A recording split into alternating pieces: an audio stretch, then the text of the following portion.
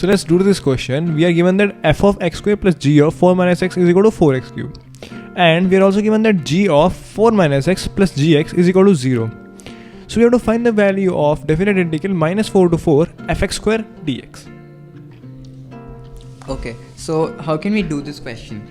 First thing we can apply is, okay, if you remember that if the function is even, okay, you see the function is a function of x square, so naturally it will be even. Yes. So we can replace it by 2, 0 to 4 fx square dx. Right. Exactly. So now what we have to do in this case, we can replace the value of fx square from this expression. So what we'll do, it is equal to 2 4x cube minus g 4 minus x, okay, dx. Okay. 0 to 4. 0 to 4. Right. So now you see we can easily evaluate the first part of the integral. I'll take the constant part outside, so it becomes 8 times, okay, x cube dx. From 0 to 4. 0 to 4. Minus twice of g times g of 4 minus x dx from 0 to 4. 0 to 4. Now if you see, we apply the a minus x property. This will In the second part of the integral. Okay, the second. Now if we apply a minus x property for the second part of the integral, let's separate this up. Let us take this to be I1. Okay, if this is I1, okay, so we have g4 minus x dx. 4 minus x dx from 0 to 4, okay, and applying is equal to g x dx. Okay, what I've done, I'll not write down straight away. I'll not, okay, write it down, okay, straight away. I'll just erase that portion. Give me a second. What I'll do is I'll write it down as 4 minus x for your clarity. Okay, we have applied a minus property here. We applied a minus property. You need to be comfortable with these properties in order to understand this. Okay. So it will turn out to be 0 to 4 gx dx. So both of them will be I. Okay. This is also I1 actually. We took it to be I1. This is also I1. Okay. So if we just add these two, what we get is 2I1 is equal to 0 to, okay, 4 gx, okay, plus g4 minus x, okay, g4 minus x, okay, dx. Okay. And as you can see, gx plus g4 minus x is given to be 0. Okay. So 2i will come out to be 0. 0. It implies that I1 is nothing but 0. Right. So what we're left eventually is that this thing is 0. The second part of the integral becomes 0. So we have to only evaluate the expression 8 integral x cube dx from 0 to 4. Okay. So we have to evaluate 8 times integral x cube dx from 0 to 4. So if we evaluate this, it will turn out to be 8 times x raised to the power 4 by 4. Okay, from putting the limit 0 to 4. 4 raised to the power 4 will become 256. 258 into 256 will be your answer. Okay. So if you By just evaluate this, 2048 will be divided. Yeah, this will be the answer. And we are also divided by 4. Yeah, oh sorry, we also divided by 4. So the answer turns out to be 512. I'm sorry for the wrong answer. Okay. So it's how we done this problem. Okay, so in this question you have to evaluate this definite integral, which is 0 to pi by 3 cos cube 3 phi sin square 6 by d phi. How do we start this question? First of all, we like to break it completely in the form. Of 3 phi. So cos raised to the power 4 3 phi. I'll just write it down. Cos raised to the power, okay. Cos raised to the power 4, okay, 3 phi. And sin square 6 phi. Okay. Can be written down in the form 4 cos square 6 phi. Cos raised to the power 6. Cos to the power, yes, 6. Cos raised to the power 6 phi. So 3 phi. Okay. Cos raised to the power 6 3 phi. And sin square 3 phi. 3 phi. Exactly.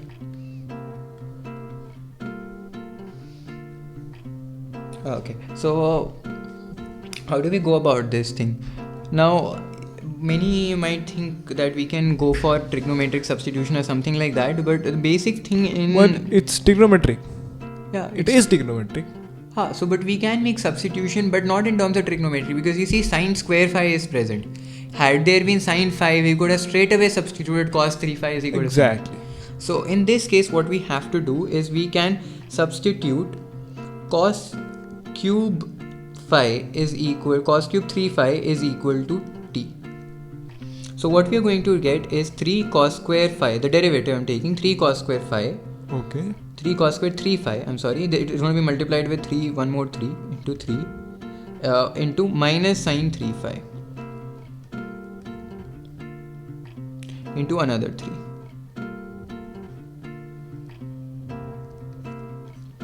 So this will lead us to minus 27 cos square 3 phi sine 3 phi. Right, this is equal to dt by d phi. Okay.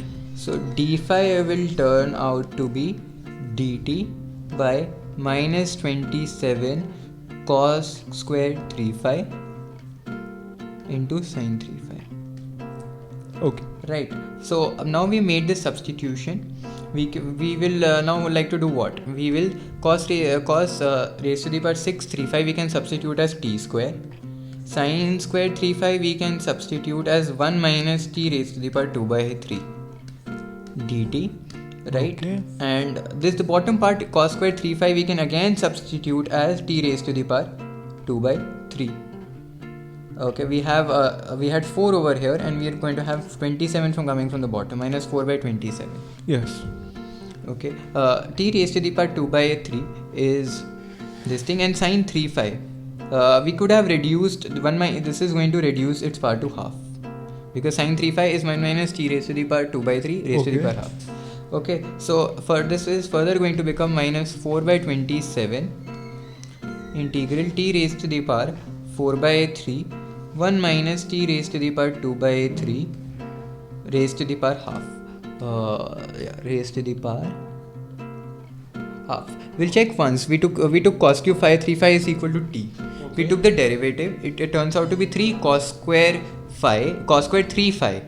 Okay, actually there is an extra 3 over here. One needs to remove this, because cos square 3 phi we're taking derivative. It's going to produce only a 9. Because you see, first we take derivative of Cos cube 3 phi, then 1 3 will come out of it there, Yeah. and then we will take derivative of 3 phi. So 1 will come out from there.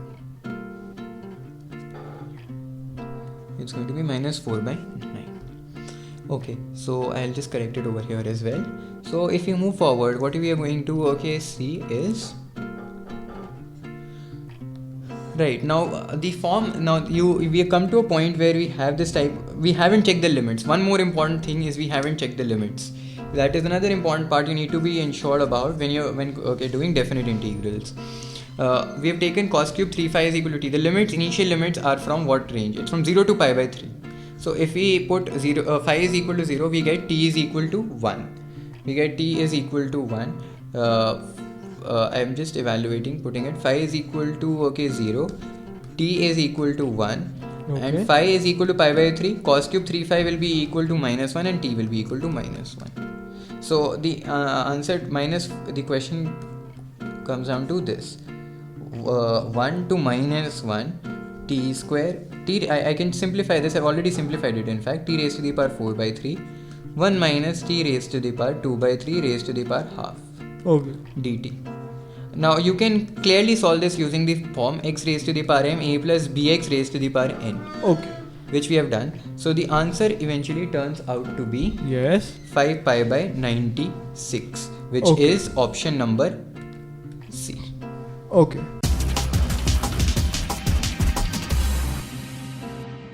Okay, so in this question we have to evaluate the value of this definite integral, which is 0 to infinity dx over x plus root of 1 plus x squared whole to the power n. Okay इस type के question हमने पहले भी किया है. हमने इसकी properties देखी हैं. X plus root 1 plus x square raise to the power n. अगर हम x plus root 1 plus x square raise to the power rest square की तो हम t सब्स्टिट्यूट कर देते हैं. एग्जैक्टली. तो हम ये देख सकते हैं कि root 1 plus x square minus x will be equal to 1 by t. Exactly. So now next part what we can do is we evaluate dt by dx. We see it is equal to I am doing it pretty quick because we have done a question previously like this. X plus root 1 plus x square you'll see upon root of 1 plus x square. Exactly. So and x plus 1 plus root of x square is nothing but t. yeah, that the part up numerator is t and the part below it the denominator is t plus 1 by t divided by 2.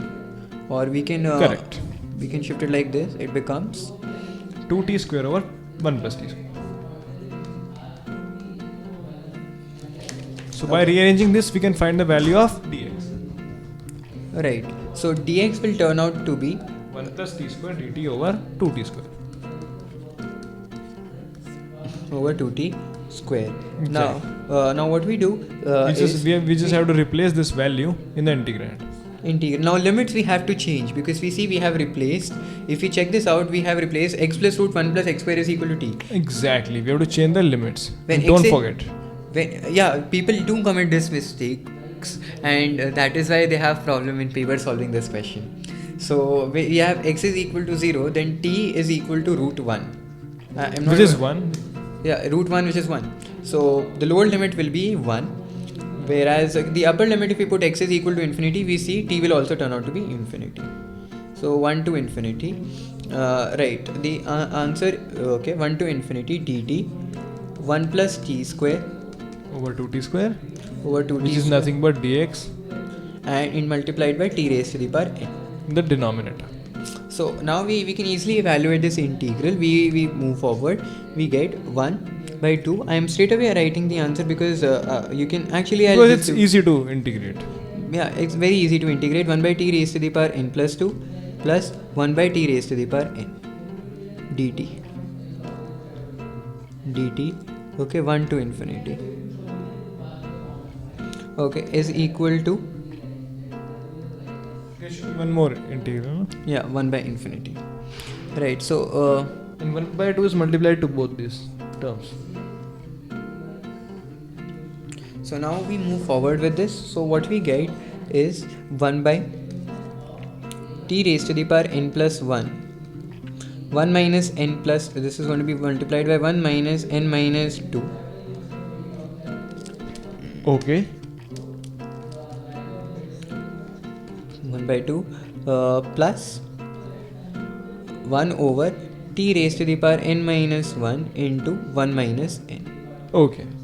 So this thing we have to keep in mind and write. And from 1 to infinity. 1 to infinity. Right. So if we put infinity in both these expressions, what are we going to get? 0, obviously. Obviously. So if we put 1 in this expression, what we going to get is 1 by 2. 1.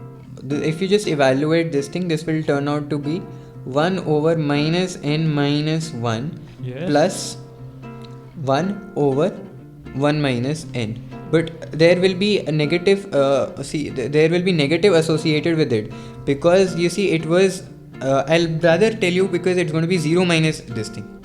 Because if we put infinity, we got 0. And if we put 1, we are going to get this expression, 0 minus this thing. And plus, I'll rather break it into 2, right? Plus 0 minus this thing. So if you just evaluate this thing turns out to be 1 by 2. Just give me a second. 1 by 2. 1 by n plus 1 minus, or I'll put it as plus 1. 1 by n minus 1. If you add this, the answer comes out to be 1 by 2. Okay, n minus 1, okay, 2n over n square minus 1. And if you cancel this up, the answer turns out to be n into n square minus 1. That is the answer. Okay. So by this, we end this question.